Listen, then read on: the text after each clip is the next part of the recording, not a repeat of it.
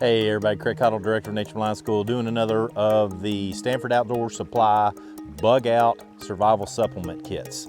This time I've got the water purification kit. It's got a number of very useful pieces, but there's a lot of confusion in the survival bushcraft world on how to utilize all these. So we're not only going to look at these pieces, we're also going to talk about how to use them so you can be effective with them.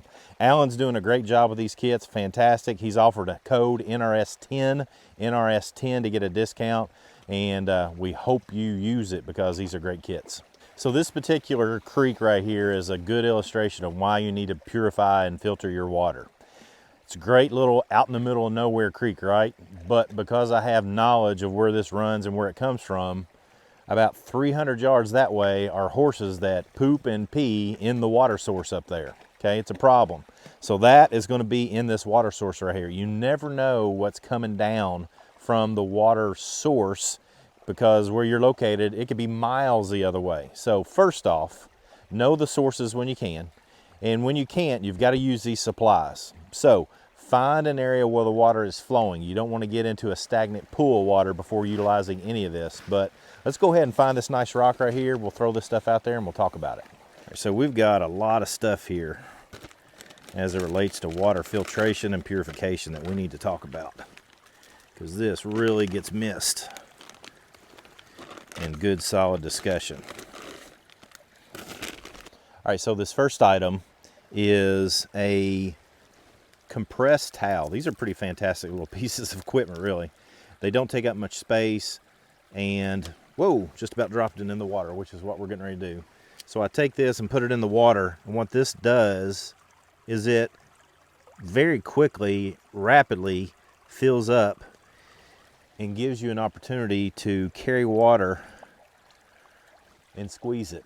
And prior to utilizing them, they don't weigh hardly anything at all. They're basically air and cotton. And so you can utilize this as a number of different pieces.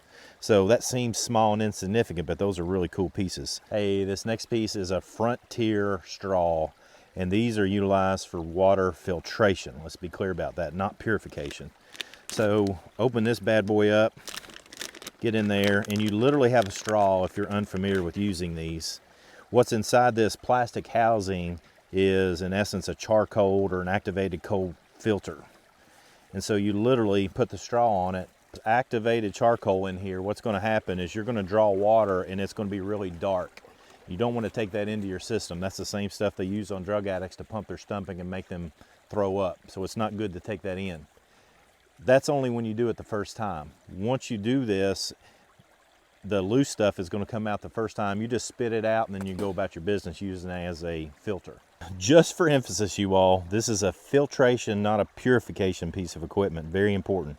It's going to take care of most bacterial and protozoan contaminants. It's not going to be a great choice for you if you're going to be in areas where there might be viral contamination of water sources. So keep that in mind. Let's look at what else we've got. Hey, so a lot of people build solar steels, and I'm a big fan of transpiration bags instead. So they have a couple of bags that are inside this kit. Now this time of year this won't work. You need to be clear about that too. But in the summertime environment, you can take this piece of equipment, which is just basically a bag, take it over the outside of any herbaceous plant, anything that's got green leaves on it. Put that over top of a tree branch or a herbaceous plant, anything, tie it off at the base, and science happens. So condensation comes off of the leaves, water comes off, droplets will form inside the bag because they can't escape, and then gravity will pull them to the bottom of the bag and you'll have clean water. It's a fantastic piece of equipment. You can look up more detailed instructions for a transpiration bag. Not going to work this time of year though. Another way you can use these bags is you can build a solar steel. Now I'm more inclined to consider this a desert environment type of use, because here in this part of the world I'd rather be doing something else.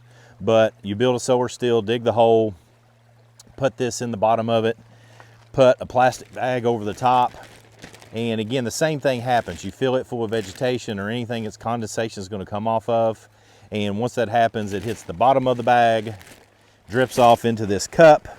You have this tubing that is down into this cup so that you can pull the water out of it. I think that's a little bit overkill. I'd rather do the transpiration bag, and that's why I'm showing both. But if you're in a desert environment, this is about all you have. You have coffee filters. These work as basically a first line defense for getting some sedimentation out. That way you can put water that is suspect and has a lot of debris in it in there. It'll take those debris out.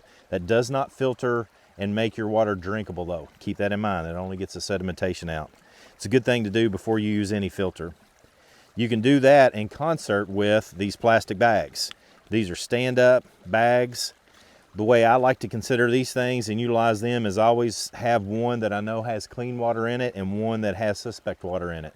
That way I can take something like this, go to the creek and gather water in it.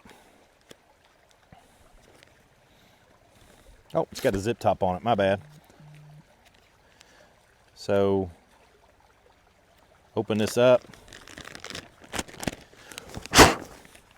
Collect water at the creek. And you can see it's going to have a lot of sedimentation in it. So I can then pour from this bag into another bag with a filter on it and then drink from that, and then I'm improving my odds of not having any contaminants in here. Now you got some foil pieces here. You could use that small cup for the solar steel, or you can use something like this that doesn't take up hardly any space at all. You put water in there and you can boil it to cleanse it. And what we're doing there is actually getting to the point where we're taking out the protozoan and bacterial contaminants and some viral contamination.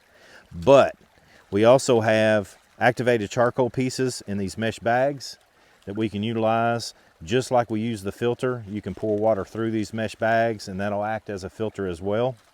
You have a syringe to collect water and put it through the filter specifically. One of the ways that I like to use syringes is take clean water and utilize this to help clean out a wound site.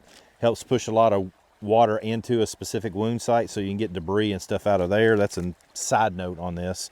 And last, but probably the most important piece here, are the aqua tabs. These are actual not filtration, but purification tablets. There's a big difference between filtration and purification. These aqua tabs will help purify water in a situation where you might have viral contamination of your water source. And so you're going to utilize these, follow the instructions on the back and all that good stuff on these and any tabs that you're going to use. But all in all, you got a really good kit here from Stanford Outdoor Supply. Use the code NRS10. Alan's small business owner. I talked to him, first time I ever talked to him, he's got stuff everywhere and he just wants to serve people and help people. So NRS10 will get you a discount too. I mean, can't thank Alan enough for working with us on that. Come on, join in. Let's get some kits together.